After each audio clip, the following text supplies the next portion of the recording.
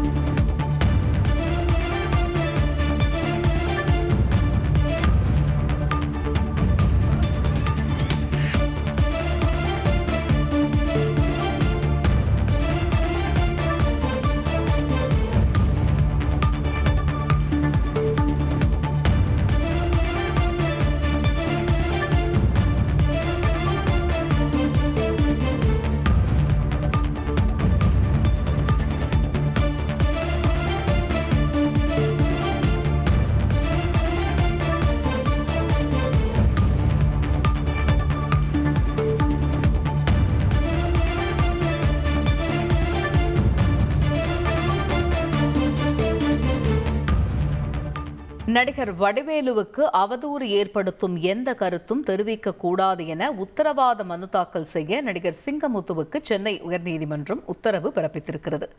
இது பற்றிய முழு விவரங்களை அறிவோம். எமது செய்தியாளர் சுரேஷ் இணைகிறார். சுரேஷ், வணக்கம். இந்த வழக்கினுடைய முழு பின்னணி என்ன, விவரிங்க. வணக்கம். நடிகர் சிங்கமுத்து யூடியூப் சேனல்களுக்கு அளித்த பேட்டிகளில் தன்னை பற்றி அவதூறாக கருத்துக்களை தெரிவித்து வருகிறார். அதனால் தனக்கு 5 கோடி ரூபாய் மான நஷ்டீடாக வழங்க உத்தரவிட வேண்டும் என்றும், தன்னை பற்றி அவதூறு பேசுவதற்கு சிங்கமுத்துவுக்கு தடை விதிக்க வேண்டும் என்றும் நடிகர் வடிவேலு சென்னை உயர்நீதிமன்றத்தில் உரிமையியல் வழக்கை தாக்கல் செய்திருந்தார். இந்த வழக்குக்கு பதிலளித்து சிங்கமுத்து தாக்கல் செய்த பதில் மனுவில் அவதூறாக தெரிவித்த வார்த்தை எது என்பதை வடிவேலு தன்னுடைய மனுவில் குறிப்பிடவில்லை எனவும், திரைத்துறையை சேர்ந்தவர்களுடைய கருத்தை மட்டுமே பேட்டியில் தெரிவித்ததாகவும் கூறியிருந்தார். இந்த வழக்கு நீதிபதி ஜெயச்சந்திரன் முன்பு இன்றைக்கு மீண்டும் விசாரணைக்கு வந்தது. அப்போது வடிவேலு தரப்பில் ஆஜரான வழக்கறிஞர் இந்த வழக்கை தாக்கல் செய்த பிறகும் கூட சிங்கமுத்து தொடர்ந்து அவதூறு பேட்டிகளை அளித்து வருவதாக குற்றம் சாட்டப்பட்டது. ஆனால் எந்த ஒரு பேட்டியும் கொடுக்கவில்லை என்று சிங்கமுத்து தரப்பில் மறுப்பு தெரிவிக்கப்பட்டதுடன் இந்த வழக்கில் மூத்த வழக்கறிஞர் ஆஜராவதற்கு கடைசி வாய்ப்பாக விசாரணையை தள்ளி வைக்க வேண்டும் என்ற ஒரு கோரிக்கை முன்வைக்கப்பட்டது.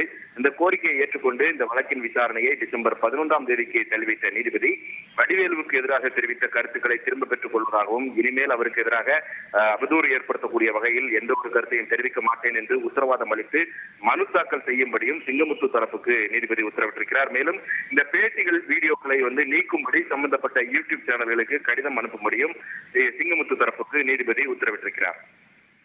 தகவல்களுக்கு நன்றி சுரேஷ். உங்கள் தந்திவன் தொலைக்காட்சியில் தெனாலிராமன் தினமும் மாலை 6 மணிக்கு காணத் தவறாதீர்கள்.